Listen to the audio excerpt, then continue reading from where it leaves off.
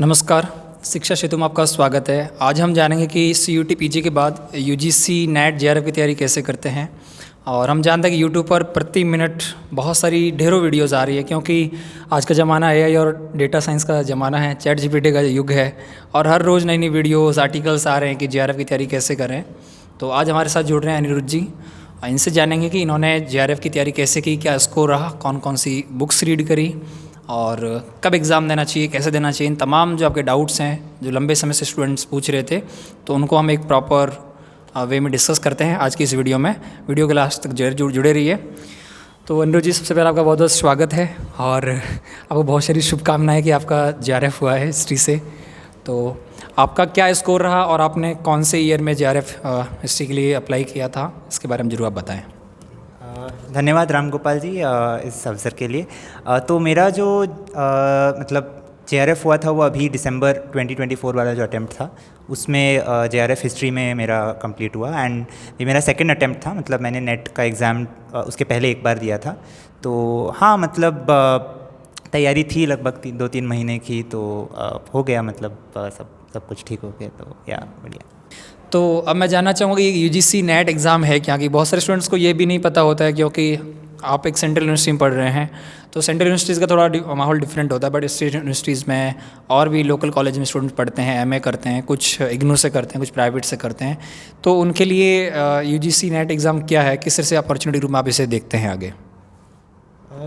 तो UGC net exam एक तरीके का, मतलब पहले इसको एक एलिजिबिलिटी क्राइटेरिया के हिसाब से हम देखते थे, यानी कि मतलब असिस्टेंट प्रोफेसर यदि आपको बनना हो तो ये एलिजिबिलिटी के लिए बहुत आवश्यक होता है। प्लस उसके साथ साथ, जैसे आप जानते हैं, जूनियर रिसर्च फेलोशिप भी मिलता है, जो आपके PhD को पूरी तरह फंडिंग मतलब आपको मिल जाती है।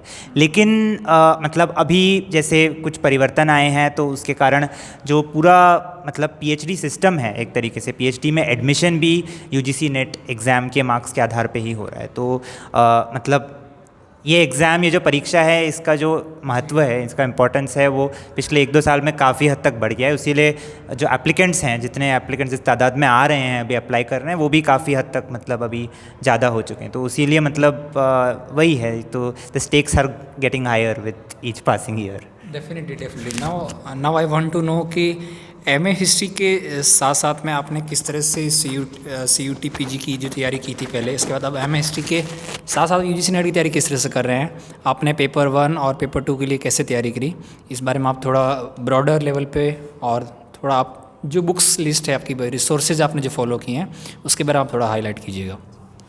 तो हाँ, ऑफ कोर्स एक चैलेंज रहता है कि आपको एक तरीके से, अगर आप मास्टर्स के साथ नेट दे रहे हैं, तो आपको टाइम निकाल के नेट की तैयारी करनी पड़ती है।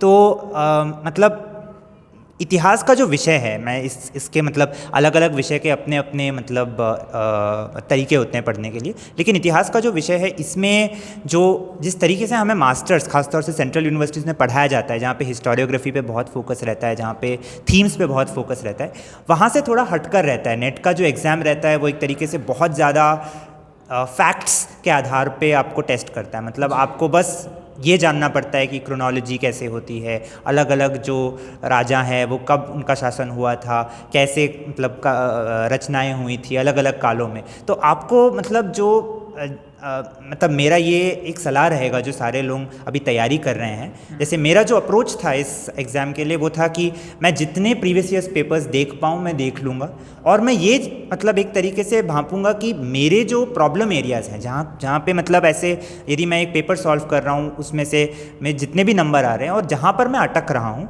उस चीज़ को मैं एक तरीके से उसका जांच पड़ताल करूँगा कि कहाँ पर मतलब मैं ऐसे बहुत, कहाँ पे मैं फंस रहा हूँ, कहाँ पे ऐसे मतलब ऐसे बहुत सारे कठिन प्रश्न हैं जहाँ पे मैं फंस रहा हूँ, और कुछ ऐसे बहुत सरल प्रश्न हैं जहाँ पे मुझे जवाब आने चाहिए, लेकिन फिर भी मैं फंस रहा हूँ और मैं मतलब ठीक तरीके से उसको जवाब नहीं दे पा रहा हूँ। तो ये जो एनालिसिस है, मतलब ये हम सबको एक इंडिविजुअल लेवल पे मतलब हम सबको एनालाइज करते रहना पड़ेगा। और मतलब आपने बुक लिस्ट की बात की, क्योंकि हमने CUT PG की भी तैयारी की थी, तो उसके साथ साथ में ही मेरी मतलब एक तरीके से UGC नेट की पढ़ाई भी साथ में हो ही रही थी।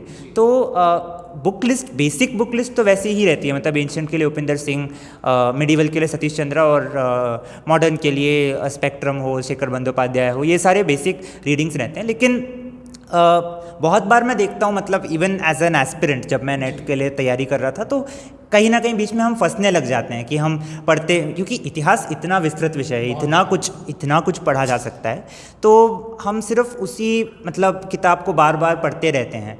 लेकिन मैं मतलब मेरा अप्रोच ऐसा था कि मैं पहले क्वेश्चन पेपर देखूंगा, मैं ये देखूंगा कि कौन से ऐसे विषय हैं जहाँ पे मैं फंस रहा हूँ, और उस हिसाब से मैं जो बेस बुक्स हैं उनको उठाकर देखूंगा कि ओके, अगर गुप्त काल में मुझे कोई दिक्कत आ रही है, वहाँ पे कॉइनेज पे कोई दिक्कत आ रहा है, या फिर मुझे ऐसा मतलब आर्किटेक्चर में प्रॉब्लम आ रहा है, तो मैं फिर जाकर उस यूनिट को उपिंदर सिंह से पढ़ूंगा। तो वो मेरा अप्रोच था, मतलब not to read from cover to cover, but to read based on the themes and based on the syllabus.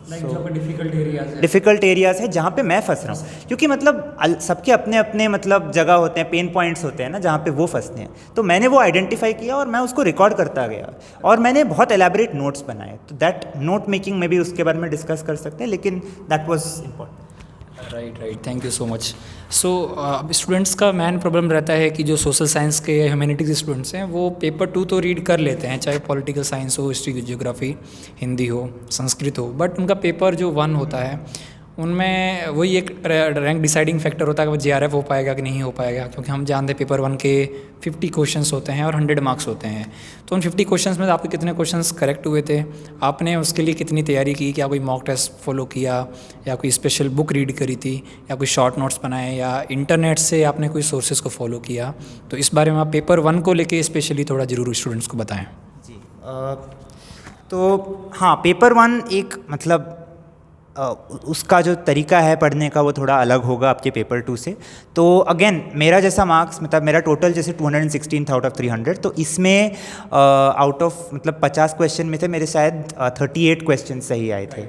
तो मतलब यहाँ पे कैसा रहता है कि 10 यूनिट रहते हैं, 50 क्वेश्चन होते हैं, उसके 5 क्वेश्चन एक एक यूनिट के रहते हैं। और यहाँ पर कुछ ऐसे यूनिट होते हैं जहाँ पर मतलब बहुत स्ट्रेट फॉरवर्ड होता है। आप एक बेसिक मतलब नॉलेज के साथ भी जाकर, जैसे रीडिंग कॉम्प्रिहेंशन हो गया, डेटा इंटरप्रिटेशन हो गया, अगर आपको बेसिक मैथमेटिक्स आती है, बेसिक इंग्लिश आता है, या फिर बेसिक अपना लैंग्वेज आपको क्लियर है, तो वो यूनिट्स आप आराम से कर सकते हैं, और टीचिंग एप्टीट्यूड भी कुछ हद तक। लेकिन कुछ ऐसे यूनिट्स हैं जैसे कि रिसर्च एप्टीट्यूड या फिर आपका लॉजिकल रीजनिंग, यहाँ पर आपके कंसेप्चुअल क्वेश्चंस आते हैं, एंड एक पैटर्न होता है। अगेन यहाँ पर भी I will stress that PYQs solve करना बहुत बेहद ज़रूरी है, and the best part is कि PYQs की कोई मतलब शॉर्टेज नहीं है, अनलाइक हमारे जो MA हिस्ट्री वाले हैं या फिर हिस्ट्री वाले पेपर्स हैं कि वो मतलब एक साल में 2 ही पेपर आ पाते हैं ना। तो यहाँ पे तो आप अलग अलग सब्जेक्ट्स के नेट के ये पेपर 1 निकाल सकते हैं और उनको सॉल्व कर सकते हैं। So the best part is कि बहुत रिसोर्सेज हैं, और आप जितने पेपर सॉल्व करेंगे आप अपने आप को एक तरीके से रेट करते रहिए कि अगर आपके पहले 30 आ रहे हैं, शुरुआत में शायद उतने नहीं आते होंगे, लेकिन ग्रेजुअली आप मतलब पता कर सकते हैं कि अगेन आप कहाँ पर कौन से यूनिट में अटक रहे हैं, कहाँ पे आपके मतलब मार्क्स गिर रहे हैं, क्योंकि यहाँ पर 35 के ऊपर लाना बहुत ज़रूरी हो जाता है अगर आपको JRF क्वालिफाई करना हो तो इसीलिए मतलब बेसिक आप अपने यहाँ पे भी मैं बेस बुक्स वगैरह उतने रेकमेंड नहीं करूँगा जितना paper previous years paper solve कीजिए, एंड ट्राई टू मतलब वही है जो अंडरस्टैंड द सिलेबस। यहाँ पे सिलेबस ज़रूरी हो जाता है क्योंकि 5 क्वेश्चन शॉर्ट आपके उन्हीं 10 यूनिट से मतलब आपके क्वेश्चंस आने वाले हैं। So understand the syllabus, and जो ऐसे टफ यूनिट्स हैं उनको एक तरीके से कवर करने के लिए आप मतलब उनका प्रयास कीजिए। श्योर। तो फ्रेंड्स, अनुज जी का कहना है कि आप सबसे पहले सिलेबस को अच्छे से देखें, नेट का सिलेबस जो है उसकी यूनिट्स को देखें, उनमें क्या क्या दिया गया है उसके अकॉर्डिंग प्रिपरेशन करें, और साथ ही साथ आपका मानना है कि PYQs जो है लास्ट ईयर क्वेश्चन उनको भी देखें। जैसे अभी एग्ज़ाम होने वाला, अभी जून में 2025 में एग्ज़ाम होने वाला है, तो जब हिस्ट्री का या किसी भी सब्जेक्ट का आएगा तो आपके सब्जेक्ट से पहले भी और शिफ्ट में एग्ज़ाम होते हैं, तो उनके आप भी फीडबैक वगैरह भी आई थिंक देख सकते हैं। उससे पता चलता है कि किस तरह की रिपीटेड थीम्स आ रही हैं, यूट्यूब पे वीडियोज़ इस बारे में मिल जाते हैं। अब एक क्वेश्चन स्टूडेंट्स का कि जो MA हिस्ट्री की आप पढ़ाई कर रहे हैं वो काफ़ी ज़्यादा सब्जेक्टिव होती है, और UGC नेट का एग्ज़ाम देखा जाए, चाहे वो PhD के लिए हो या असिस्टेंट प्रोफेसर के लिए हो या फिर फेलोशिप के लिए हो, 3 लेवल जो हैं वो तीनों का ही एक कॉमन पेपर होता है, और वो ऑब्जेक्टिव काफ़ी ज़्यादा ऑब्जेक्टिव ओरिएंटेड है। तो उस ऑब्जेक्टिव क्वेश्चंस की प्रैक्टिस के लिए आपने कितने मॉक टेस्ट तैयार किए, और क्या आपको जो एमए हिस्ट्री की जो पढ़ाई है आपने कितनी क्लासेस ली हैं रेगुलर की, या इस पढ़ाई का आपको नेट के साथ में आप किस तरह से को रिलेट कर पा रहे थे, इसका कितना ज़्यादा रिलेवेंसी है या नहीं है, और साथ ही आपका क्या कोई स्टडी ग्रुप था, आपने कि फ्रेंड सर्कल में पढ़ाई की थी या आप अपने इंडिविजुअल लेवल पर पढ़ाई की थी? I start with the third question कि मतलब मेरी जो पढ़ाई थी वो काफ़ी हद तक अपने ही मतलब सेल्फ स्टडी के आधार पे ही थी। मैंने उतना ऐसा ग्रुप स्टडी नहीं किया। ऑफ कोर्स मेरे कुछ दोस्त हैं तो मैं उनके साथ मतलब कभी डिस्कस कर लेता था अपना प्रिपरेशन वगैरह, बट मोस्टली अपने आप से मतलब पढ़ना ही मैं रेकमेंड भी करूँगा कि आप खुद से पढ़ेंगे तो मतलब बेस्ट है। खुद से अपने नोट्स बनाइए, वो सब कीजिए। दूसरा प्रश्न आपका जो था वो नोट्स के मतलब हाँ तो ऑब्जेक्टिव सब्जेक्टिव वाला, हाँ तो ऑब्जेक्टिव में मतलब मैं यही बोलूँगा कि एमए जैसे हमारा जो जिस तरीके से मास्टर्स का जो कोर्स स्ट्रक्चर्ड है, खासतौर से डीयू, जेएनयू, बाकी सारे ऐसे यूनिवर्सिटीज़ में, मतलब ऑफ कोर्स वो नेट के एग्ज़ाम से तालमेल तो नहीं खाता है। मतलब आपको अलग से पढ़ना पड़ेगा एंड यहाँ पर दुखद ही है, लेकिन हाँ आपको सरफेस लेवल वाली जो जानकारी है उतनी जाननी पड़ेगी। आपको उतना डेप्थ में नहीं पढ़ना पड़ेगा to clear NET JRF in history. ठीक है, मैं बाकी विषयों के बारे में नहीं बोलूँगा, लेकिन इतिहास में आप अगर सरफेस लेवल को ही अच्छे से समझ लेंगे, ठीक है, क्योंकि काफ़ी बार हम जब पढ़ते हैं इतिहास को मास्टर्स लेवल में, हम हिस्टोरियोग्राफी पढ़ते हैं, हम अलग अलग इतिहासकार कैसे एक विषय को समझते हैं, वो उसको पढ़ने में हमें दिलचस्पी है ना। हमें फ़िलॉसफी में इंटरेस्ट है, हमें मतलब कैसा पर्सपेक्टिव ला रहे हैं वो इतिहास को, कैसी दृष्टिकोण है, उसमें हमें दिलचस्पी है। लेकिन नेट एग्ज़ाम में हिस्टोरियोग्राफी है, हालांकि सवाल आते हैं, लेकिन ऑब्जेक्टिव क्वेश्चन मतलब उसका जो नेचर होता है वो ऐसा ही होता है कि मतलब आपको बेसिक नॉलेज ही होना पड़ता है ऑब्जेक्टिव क्वेश्चंस को आंसर करने के लिए। तो I think all that you can do is just explore, मतलब आप रिसोर्सेज यूज़ कीजिए, ऑनलाइन जितने रिसोर्सेज हैं उनको यूज़ कीजिए, अच्छे से अपने जो बेसिक नॉलेज है डायनेस्टीज़ के बारे में, एम्पायर्स के बारे में, अपने राजाओं के बारे में, वंशज के बारे में, जो भी हो, मतलब जो बेसिक नॉलेज हो सकता है एंशिएंट, मिडिवल और मॉडर्न में, वो आप उस पर फोकस कीजिए। एंड अपने जो even if you have done history as a graduation student, if you have done history as a 11th 12th आपने कहीं ना कहीं पढ़ा होगा, तो आपको वो हेल्प ही करने वाला है। मतलब अगर आपने इस विषय के साथ आप जुड़े रहे हैं तो आपको पता है कि हाँ मतलब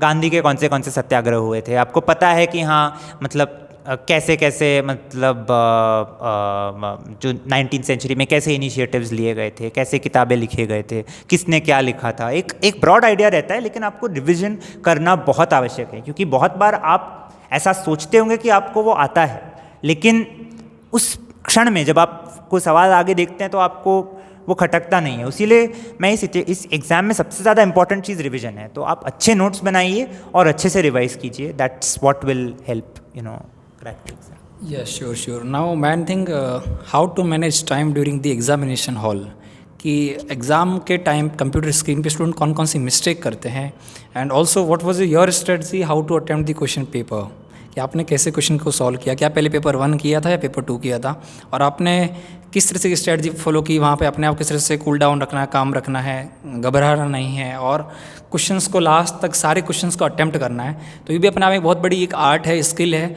बहुत बार स्टूडेंट क्वेश्चंस आते हैं, आने के बावजूद वो छूट जाते हैं, वो नहीं कर पाते हैं, और बाद में बोलते हैं ये तो आता था, घर आके चेक करते हैं गलत हो गया, या इस तरह की सिली मिस्टेक्स जो कॉमन बातें हैं, इनके बारे में आप ज़रूर बताएँ। इस एग्ज़ाम को मतलब जैसे कोई भी एग्ज़ाम होता है, अगर आप वो एग्ज़ाम देने जा रहे हैं तो एक बहुत ही पॉजिटिव अप्रोच के साथ जाना बहुत आवश्यक है। कि मतलब आप ऐसे नहीं जा सकते कि यार मैं बस ऐसे ही देने जा रहा हूँ, मेरा तो कुछ होने नहीं वाला है, ये अप्रोच के साथ जाएंगे तो नहीं। मतलब आपको रिगार्डलेस ऑफ मतलब आपका प्रिपरेशन कैसा रहा हो, आपको एक अच्छा सकारात्मक सोच के साथ आपको जाना चाहिए कि मतलब मैं अपना बेस्ट दे के आने वाला हूँ या आने वाली हूँ, एंड मतलब सब अच्छा होगा। एंड अच्छे से मतलब नींद, वेल रेस्टेड जाना बहुत आवश्यक है। एंड उसके बाद मतलब मेरा जो अप्रोच था इस एग्ज़ाम को लेकर, और पिछली बार भी ऐसा ही था, कि मैं फ़र्स्ट पेपर 2 अटेम्प्ट करता हूँ, क्योंकि वो एक स्ट्रॉन्ग पेपर है एंड मतलब ये फेमिलियर जो थीम्स हैं वो सब हमें पता रहता है। एंड वो मेन पेपर है ना, कि वो 100 क्वेश्चन वो आपके मतलब 100 क्वेश्चन में से आप टारगेट करते हो 60 के ऊपर 70 के ऊपर लाने का। तो अगर आपका वहाँ हो जाता है तो आप जब पेपर 1 में जाएंगे तो मतलब आप एक अच्छे पॉजिटिव अप्रोच के साथ आप जाएंगे। तो मतलब वो इम्पॉर्टेंट है। और पेपर 1 में जैसे कि कुछ ऐसे सवाल होते हैं जिसमें ज़्यादा टाइम लगता है, जैसे कि मैथ वाले क्वेश्चंस हो गए, डेटा इंटरप्रिटेशन में बहुत टाइम लगता है। कभी कभार ईजी, इस बार जो आया था वो थोड़ा जल्दी हो गया था, लेकिन ईजी था, लेकिन नहीं तो थोड़ा समय जाता है उसमें। तो आप पकड़ के चलिए कि ओके, एक थोड़ा सा टाइम आप स्पेयर ऐसा छोड़ के रखिए कि हाँ, मेरा पेपर जो है 2.5 घंटे में ख़त्म हो जाना चाहिए, ताकि आधा घंटा मेरे पास एकदम मतलब रिवीजन के लिए भी मिल जाए एक तरीके से। मैं अगर मुझे क्वेश्चंस वापस से देखने हो, कुछ क्वेश्चंस मुझे जैसे जो मार्क फॉर लेटर ना, रिव्यू फॉर लेटर वाले होते हैं, वो आप बाद में देख सकते हो। लेकिन सारे क्वेश्चंस अटेम्प्ट कीजिए, ऐसे कोई मतलब बहुत बार, क्योंकि यहाँ पे ऐसा है at least as of now negative marking तो नहीं है, तो सारे क्वेश्चंस अटेम्प्ट कीजिए। ये गलती मत कीजिए कि मतलब आप क्वेश्चन छोड़ रहे हैं बाद के लिए। तो सारे क्वेश्चन जैसे आप करते जा रहे हो उन्हें अटेम्प्ट करते रहिए। कुछ जिनमें आपको मतलब उतनी श्योरिटी नहीं होंगी, वहाँ पे आप उसको mark for later, review for later कर लीजिए। लेकिन फर्स्ट अटेम्प्ट में जितना हो सके जो एटलीस्ट जो ईजी वाले क्वेश्चन हैं वो कर डालिए, और वहीं पे आपको आइडिया लग जाएगा कि पेपर कैसा जा रहा है, और फिर आप पेपर 1 में अच्छे से अपना अटेम्प्ट कर सकते हैं। जी जी, बिल्कुल बिल्कुल, आपने बहुत सही जानकारी दी। मुझे लगता है स्टूडेंट को इससे हेल्प मिलेगी। Now I want to know कि why you opted for higher education, why you are going in MA for JRF and whatever आगे रिसर्च या जो भी करना है। सो हायर एजुकेशन आप क्यों जाना चाहते हैं? And second thing, what is your specialization in history, ancient, medieval और modern, and what is your some favourite book? Tell to our students. That's a tough question, the favorite book one, but I'll start with why I am doing history. मतलब मेरा बचपन से ऐसा इतिहास के प्रति बचपन में उतना मेरा इतनी रुचि नहीं थी, लेकिन मैं मतलब पढ़ने लिखने में बहुत इंटरेस्ट रखता था। तो मुझे खासतौर से लिखने में, when I used to love write, I have always loved writing. तो मतलब शायद 10वीं 11वीं में था जब मैंने मतलब एक तरीके से डिसाइड किया कि सोशल साइंसेस परस्यू करना है, क्योंकि यहाँ पर एक ज़्यादा स्कोप मिलता है क्रिएटिव राइटिंग करने के लिए, आराम से अच्छे से चीज़ें मतलब समझ के उनको एनालाइज करके लिखने के लिए। तो उसी को ध्यान में रखते हुए मैंने अपने डिसीजंस लिए। ग्रेजुएशन में भी हिस्ट्री किया, और मास्टर्स में आते आते मैंने एक तरीके से डिसाइड कर लिया था कि इसी विषय में, इसी अनुशासन में मुझे आगे बढ़ना है। तो उसी लिए मतलब मैंने डिसाइड किया कि रिसर्च मेरा एक अच्छा मतलब अच्छे स्कोप है, इन द सेंस दैट पढ़ने लिखने के लिए, अपने आप को एक तरीके से डेवलप करने के लिए as a thinker, and also to perhaps share and contribute to the world, to the academic world, to research. तो इस तरीके से मैंने डिसाइड किया, एंड मतलब वही एम है कि अच्छे से PhD करें, अच्छे से कहीं मतलब पढ़ाने का अपॉर्चुनिटी जहाँ मिले वहाँ पढ़ाएं, और साथ में मतलब अपना जो रिसर्च है, जो अपना मेरा विषय जैसे मॉडर्न इंडियन हिस्ट्री का है, सो मैं मॉडर्न इंडियन हिस्ट्री स्पेशलाइजेशन है, और मेरा interest history of medicine, history of labour, history of law, उन सब में है। तो अभी फ़िलहाल trying to figure out exactly किस विषय पे मुझे गहन शोध करना चाहिए, लेकिन हाँ मतलब modern Indian history is what I have decided. But मेरे ऐसे बहुत सारे मतलब you can say areas of interest है, जैसे कि I am interested in history of temple architecture, I am interested in history of art also, मतलब जो थोड़ा एंशिएंट हिस्ट्री में भी आ जाता है। लेकिन ऐसे फेवरेट बुक की बात करें तो ऐसा कोई मतलब एक फेवरेट बुक तो नहीं होगा, लेकिन सिंस इन्होंने अभी मुझे ऐसा पूछा है तो I think I will say Ramachandra Guha की जो किताबें हैं वो मुझे पढ़ने में अच्छे लगते हैं, क्योंकि उनकी जो लेखन शैली है, हाँ मतलब India after Gandhi is a good book. मतलब एक तरीके से कंसाइज वे में वो अच्छी तरह लिखते हैं। क्योंकि अभी मैं कोर्स वर्क कर रहा हूँ फ़िलहाल, तो इसमें जो रणजीत गुहा हैं मॉडर्न इंडियन हिस्ट्री में मतलब सबाल्टर्न स्टडीज़ के एक तरीके से मतलब उनके निर्माता बोल सकते हैं, उनकी जो किताबें हैं मतलब उनकी जो एक लेखन शैली है ख़ासतौर से, और मैं मतलब एक तरीके से लेखन शैली को पसंद करता हूँ, तो उनकी जो लेखन शैली है, उनके जो इतिहास को लेकर जो पर्सपेक्टिव है, वो एक तरीके से प्रभावशाली रही है। तो रणजीत गुहा की किताबें खासतौर से मतलब elementary aspects of peasant insurgency जो अभी पढ़ ही रहे हैं, वो सब मतलब हाँ वो मैं बोलूँगा फ़िलहाल मुझे अच्छा लग रहा है। बिल्कुल बिल्कुल, स्टूडेंट्स आपको भी अपनी फेवरेट बुक बनानी चाहिए, बुक्स को रीड करना चाहिए।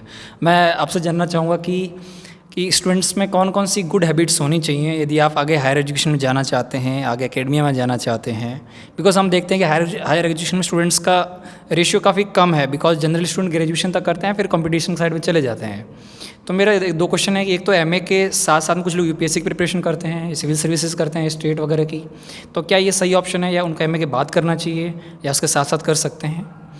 और दूसरा क्वेश्चन मेरा ये रहेगा कि एमए हिस्ट्री के बाद क्या क्या अपॉर्चुनिटीज़ हैं, आप किस तरह से आगे आ सकते हैं? बिकॉज हम देखते हैं स्टूडेंट बहुत कम आते हैं हायर एजुकेशन में जनरली, मे बी अब ट्रेंड बढ़ने लगा हो CUT PG के बाद में, बट पहले इतना नहीं था स्टूडेंट्स का, तो इस बारे में आप ज़रूर बताएं। पहला जो प्रश्न है आपका, मतलब इस फील्ड में आपको कैसे हैबिट्स कल्टीवेट करने चाहिए, कि एक चीज़ जो किसी भी फील्ड में अगर आपको आगे जाना हो, किसी भी फील्ड में अगर आपको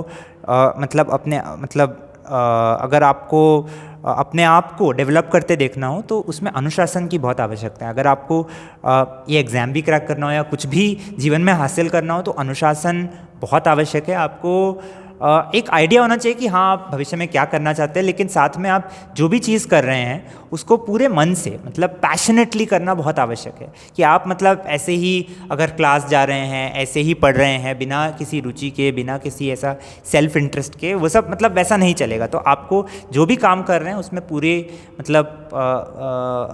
पूरे अपने आप को इन्वेस्ट कीजिए, पूरी तरह अपने आप को उसमें, क्योंकि एकेडमिक्स जो होता है उसमें गहन चिंतन की आवश्यकता होती है। तो आपको खुद से एक तरीके से समय बिताने में ऐसा कोई ठेस नहीं होना चाहिए आपको। तो ऐसा नहीं होना चाहिए कि of course we all have our own friends, we all have our friend circle, हम सब चाहते हैं कि हम सबके साथ रहें, लेकिन एकेडमिक्स एक ऐसा फील्ड है जहाँ पर आपको अपने आप से रहने में भी एक आनंद आना चाहिए। तो यदि आप खुद से रह सकते हैं, खुद से बैठ के अच्छी तरह लंबे दौर के लिए पढ़ सकते हैं, तो आई एम श्योर दैट आप एकेडमिक्स में अच्छा ही करेंगे। About the future opportunities MA के बाद, ऑफ कोर्स कन्वेंशनल जॉब्स वगैरह देखें तो कम ही होते हैं, मोस्टली इट्स एकेडमिक जॉब्स। आप PhD के बाद MA के बाद ऑफ कोर्स PhD की ओर जा सकते हैं, एंड वहाँ से आप टीचिंग वगैरह के रोल्स ले सकते हैं। साथ में अलग अलग ऑर्गेनाइजेशंस में रिसर्च वाले रोल्स भी रहते ही हैं, अलग अलग थिंक टैंक्स में रिसर्च वाले रोल्स रहते हैं। तो आप अपने फील्ड के हिसाब से देख सकते हैं। जैसे कि अगर आप हिस्ट्री कर रहे हैं तो म्यूजियोलॉजी में भी काफ़ी अपॉर्चुनिटीज़ रहते हैं। तो अगर अपने जो मैं यही बोलता हूँ कि अपने इंटरेस्ट्स को डाइवर्स रखिए। टुडे जैसे आपने शुरुआत में बोला, आज हम AI के युग में, ChatGPT के युग में रह रहे हैं, तो आपको you can't be bound by one discipline. अगर आप इतिहास पढ़ रहे हैं तो आप उसके साथ में अलग अलग विषयों को भी टटोलते रहिए। तो वो बहुत आवश्यक है। आप इकोनॉमिक्स भी पढ़ सकते हैं, आप जैसे मैं ऐसे आर्ट एंड आर्किटेक्चर में इंटरेस्ट रखता हूँ, काफ़ी बार स्ट्रक्चरल एस्पेक्ट्स में इंटरेस्ट रखता हूँ, एंड आप भी मैथ्स के स्टूडेंट रहे हैं साथ में, इतिहास के। तो ऐसे जो डाइवर्सिटी होती है ना, वो किसी भी विषय में जब हम शोध करने जाते हैं ना, वो एक तरीके से उसे एनरिच ही करता है। तो उस डाइवर्सिटी को मेंटेन कीजिए और अपने आप को एक तरीके से व्याकुल बनाइए कि आप नई चीज़ें जानने के लिए आप उत्सुक रहिए always. That's very important as someone in research. UPSC with MA, of course, सबके अपने डिसीजंस होते हैं। आई टोटली रिस्पेक्ट कि हाँ बहुत लोग करते हैं, एंड सबके अपने और काफ़ी लोग पहले से डिसाइड किए रखे हैं ना कि UPSC करना है। तो it's a very legitimate choice, and आप कर सकते हैं ऑफ कोर्स। बट MA में देन आपका अटेंशन उतना ज़्यादा नहीं रहेगा naturally, because this is an important period. हम लोग सब 22, 23, 24 साल के हैं, हम लोग सबके this is the time when you start appearing for UPSC exams. So अगर आप करना चाहें तो I would recommend maybe IGNOU वगैरह से या फिर SOL वगैरह से आप कर सकते हैं, ताकि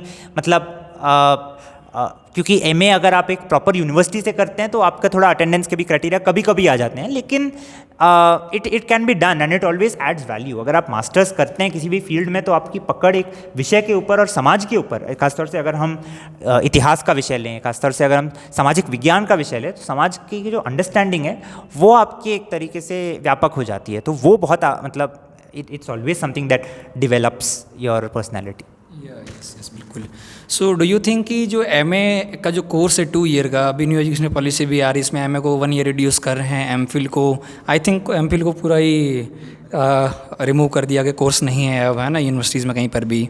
सो डू यू थिंक कि जो MA का कोर्स है वो एक ट्रेनिंग कोर्स है फॉर पीएचडी। लाइक स्टूडेंट जो बीएड करते हैं तो वो एक टीचर बनने का, प्रोफेशनल टीचर बनने का कोर्स होता है। सो क्या यहाँ पर प्रोफेसर का पढ़ाने का स्टाइल, क्या जो सिलेबस, जो करिकुलम है, क्या उसकी डायरेक्शन वही है कि वो आपको पीएचडी के लिए आगे प्रिपेयर कर रहे हैं, उसके लिए एक अच्छा ग्राउंड प्रिपेयर कर रहे हैं? Do you think such? हम ऐसे फेज़ में हैं फ़िलहाल जहाँ पर जो एनईपी है वो फ़िलहाल आ रही है, और जो पुराना जैसे हम लोग जो सीबीसीएस फ्रेमवर्क फॉलो कर रहे हैं वो वाला अभी फ़िलहाल हम कंटिन्यू कर रहे हैं उसके साथ। तो एक ट्रांजिशन जैसा पीरियड है। तो I don't think I am in a position to answer that with very with great certainty, because आने वाले समय में ही हमें पता लगेगा कि जो मास्टर्स प्रोग्राम है क्या ये सच में पीएचडी के लिए प्रिपेयर कर रहा है या नहीं। क्योंकि यहाँ पर सबसे इम्पॉर्टेंट जो चीज़ है वो फैकल्टी है, वो जो लोग इसके पीछे हैं, मतलब जो लोग इसको एग्जीक्यूट कर रहे हैं वो वाले लोग हैं। तो अभी फ़िलहाल काफ़ी सब लोग असमंजस की एक स्थिति में है कि कैसे इसको इम्प्लीमेंट किया जाएगा। क्योंकि इतिहास में जो मतलब जिस तरीके से स्ट्रक्चर किया जा रहा है, जैसे कि मैं भी ऐसे बाहर अप्लाई करना चाह रहा हूँ, तो ऐसे जब हम बाहर अप्लाई करते हैं तो एक बहुत इंपॉर्टेंट चीज़ होती है आपका राइटिंग सैम्पल। आपको एक अच्छा डिसर्टेशन आपके साथ होना चाहिए, जो फिलहाल मास्टर्स प्रोग्राम में नहीं है, वो सिर्फ एमफिल में आता था और अभी एमफिल को निकाल दिया गया है। तो हम जैसे जो मतलब ट्रांजिशनल बैचेस हैं ना, तो एक तरीके से हमारे लिए थोड़ा मतलब मुश्किल तो सबके लिए होता है, सारे बैचेस के लिए अपने अपने तरीके से होता है, लेकिन क्योंकि वो राइटिंग कंपोनेंट उतना मास्टर्स में नहीं रहता है। हालांकि डीयू दिल्ली विश्वविद्यालय में मतलब फैकल्टी बहुत बेहतर है, मतलब काफ़ी अच्छा है हमारे इतिहास में, लेकिन मतलब जो राइटिंग के ऊपर जो डिसर्टेशन वाला कंपोनेंट है वो यहाँ पर एक तरीके से मास्टर्स में अभी भी मिसिंग है। तो अभी आने वाला है एनईपी में, बट मैं कह नहीं सकता, शायद 2-3 साल बाद अगर ये सवाल आप पूछोगे तो फिर एक आइडिया रहेगा कि हाँ वो पूरा सिस्टम कैसे लागू होगा। तो हाँ, let's hope for the best.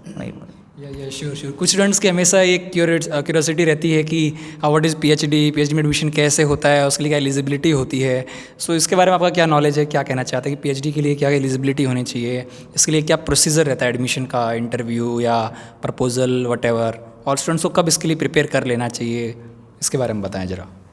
हाँ, फिलहाल हम भी उसी फेज़ में हैं, हम भी उसी प्रिपरेशन वाले फेज़ में हैं। तो हाँ, आई मीन पीएचडी के लिए सबसे इम्पॉर्टेंट चीज़ आपका प्रपोज़ल रहता है। आपका पीएचडी का जो प्रपोज़ल हो, जो आप जिस विषय में आप शोध करना चाहते हैं उस विषय के बारे में आपको अच्छी जानकारी होनी चाहिए, बेसिक नॉलेज होना चाहिए। जैसे कि मेरा हिस्ट्री ऑफ मेडिसिन है, तो मुझे जो बेसिक हिस्टोरियोग्राफी है, जो बेसिक जो डिबेट्स हुए हैं, जो बेसिक मतलब काम हुआ है इस पे, उसके बारे में एक अच्छा ज्ञान होना चाहिए। और आपका जो एक तरीके से आपने जो एक रिसर्च गैप आइडेंटिफाई किया है वो आपको पता होना चाहिए।